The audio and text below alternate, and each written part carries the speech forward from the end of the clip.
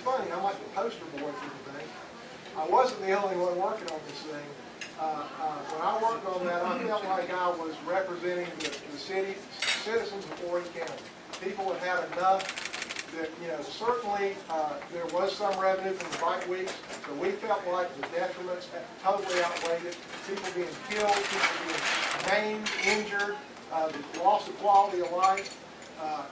You know, people leaving town during the weeks because they didn't want to be here when it was going on. Other tourists won't come to town, not just for those 10 days, but for the weeks in between and before and after. It took up the whole month of May, regardless of what people say, and it just wasn't working. You know, I have good friends in the accommodations business who rented to more of them than anybody else did, and they'll tell you it was a losing proposition. And that's true in Myrtle Beach, and that's true in Garden City. Now, this thing has been borne out. I mean, if you look at it, I had some involvement in Myrtle Beach deciding that they didn't want the Rowlands anymore. But before Myrtle Beach ever did that, Surfside put a moratorium on it. They were the first ones to act on it.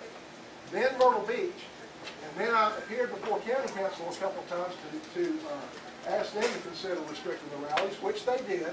After that, Georgetown County comes along. I didn't have anything to do with that, or Surfside. Georgetown County says, you know what, this is a bad idea, we don't want it either. And now North Myrtle Beach has come along. I had nothing to do with that, and North Myrtle Beach said, you know, we don't want this either. This is not a good thing for our community. This is not a good thing for our citizens.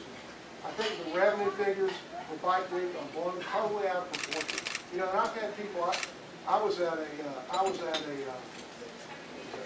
Tea Party meeting on Monday, and one person, this is only the second time out of about 30 speeches I've given in the last 3 weeks that a question like this has been asked prior to this well.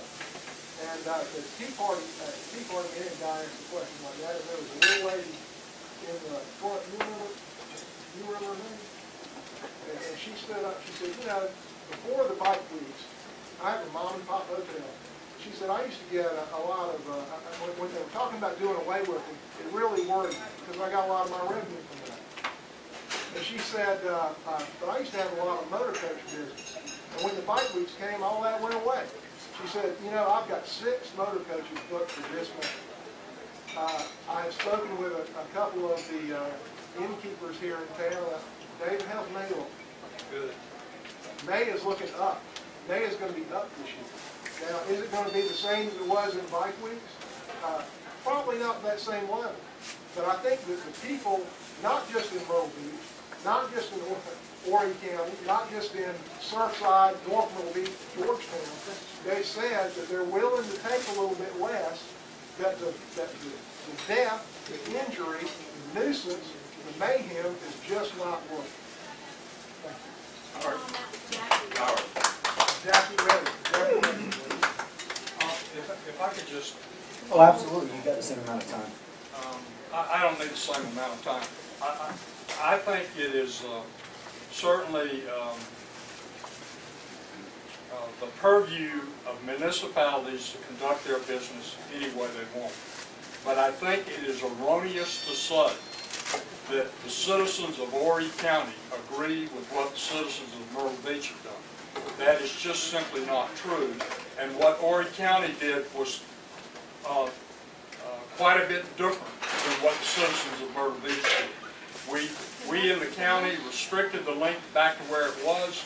We imposed some vendor permitting limitation, and we insisted that anybody that comes and visits with us, that everybody's welcome, and that you obey the law when you're here. But it's simply not true to say that the citizens of Horry County agree with what the citizens of Myrtle Beach have done.